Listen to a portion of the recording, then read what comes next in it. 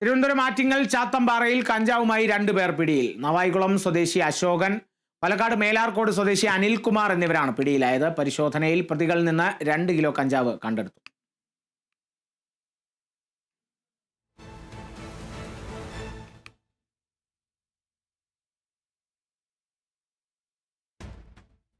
സെൻസസിനും ജാതി സെൻസസിനുമുള്ള തീയതി പ്രഖ്യാപിച്ച കേന്ദ്രം. സെൻസസ് നടപടികൾ 2027 മാർച്ച് 1 മുതൽ ആരംഭിക്കും.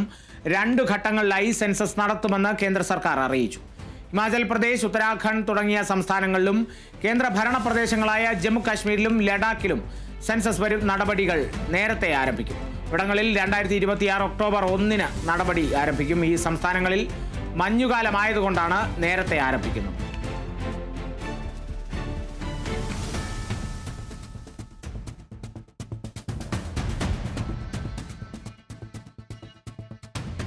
കണ്ണൂർ കച്ചേരിക്കടവിൽ കാട്ടാന ആക്രമണത്തിൽ സ്ത്രീക്ക് പരിക്ക്. കച്ചേരിപ്പടി സ്വദേശി സുരിജ വിശ്വനാഥിനാണ് പരിക്കേറ്റത്. ബാരാപ്പോൾ പുഴക്കരയിലെ വീട്ടുമുറ്റത്ത് വെച്ചാണ് ആക്രമിച്ചത്.